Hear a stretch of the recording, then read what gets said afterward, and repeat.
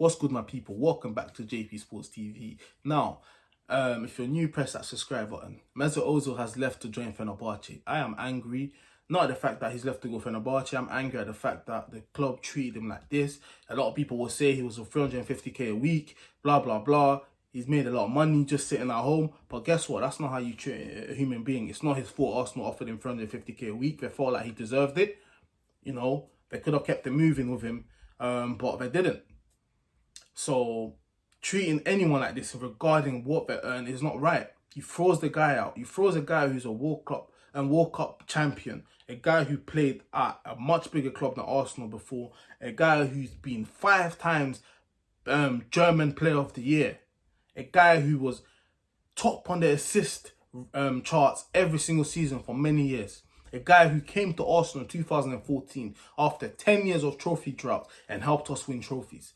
You get me? Multiple FA Cups he helped us win. You know, he elevated us to that. So people need to, remember what happened before. People are losing their minds. We was that team that won no trophies. We was the Tottenham Hotspurs from 2004 to 2014. You get me? A no trophy team. People were cussing us every year about it. He came, he helped us win it. And now we become unrealistic.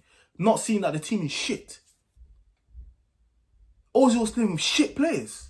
Let's just get that in our minds.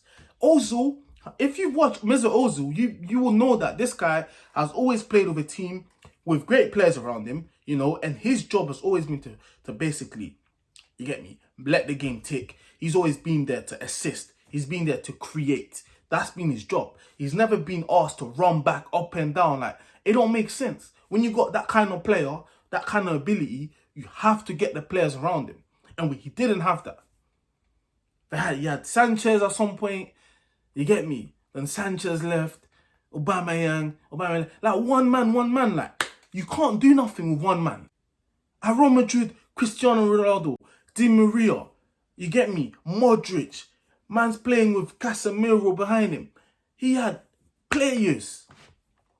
Came to Arsenal, like, no defensive midfielder. None. So now fans, instead of saying, why are we not buying a holding midfielder to allow Özil to play to his best, they're saying Ozil's not running back enough, Ozil's not doing no defensive job. Like, that's where we settling. Like, it's mad. People not having unrealistic opinions about Özil. Like, my man has never been that kind of player.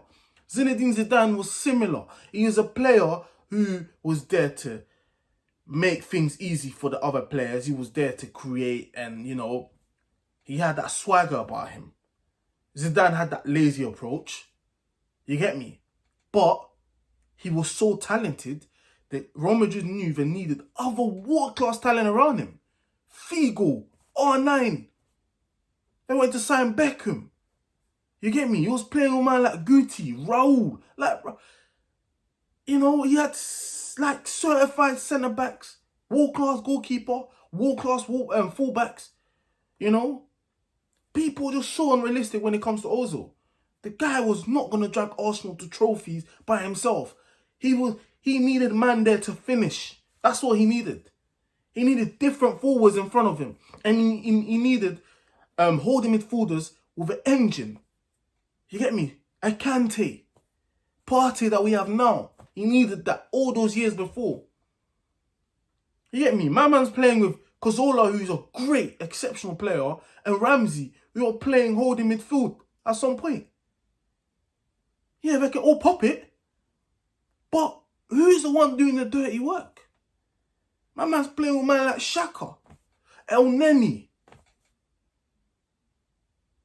It's mad, you get me? But I want to thank him, you get me? Obviously, he had his defaults because there was a lot of away games. Also wouldn't travel with the team. They'll say, the club always said for injuries, whatever, innit?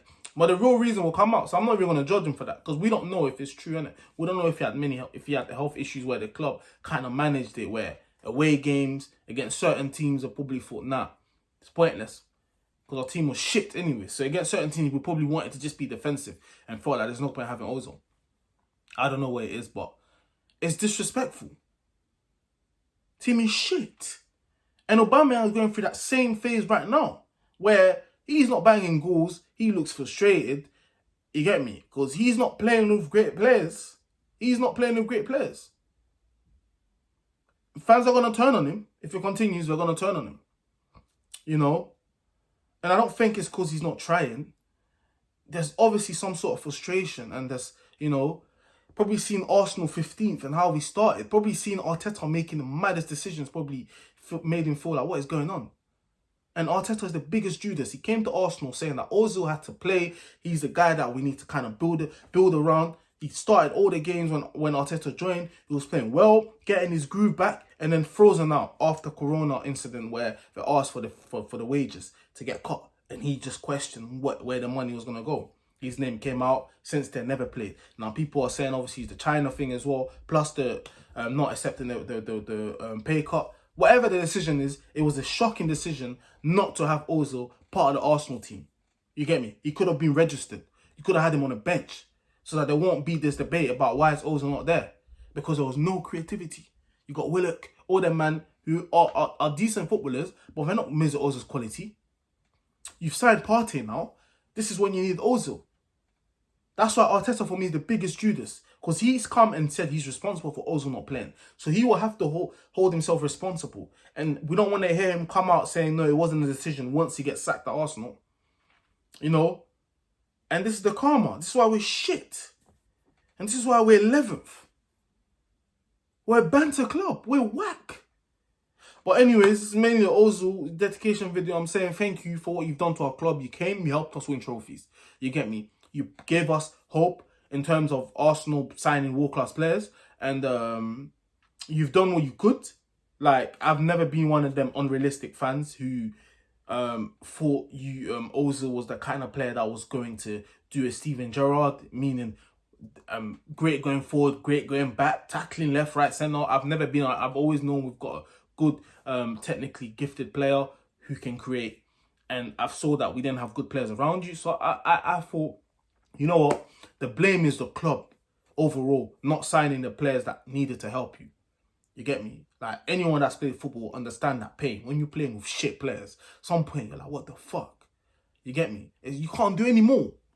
You can't, especially if you're not a guy who can tackle. You're not a guy that's athletic. Ozil's not athletic. He can't run up and down. He's not weights in, man. He's not slide tackling, man. He's not doing these things. That's not his game. And it's not. You can't change that. You get me? That's what Real Madrid saw in him and loved. You get me? The fact that he can create. They didn't ask him to run around, do headless things.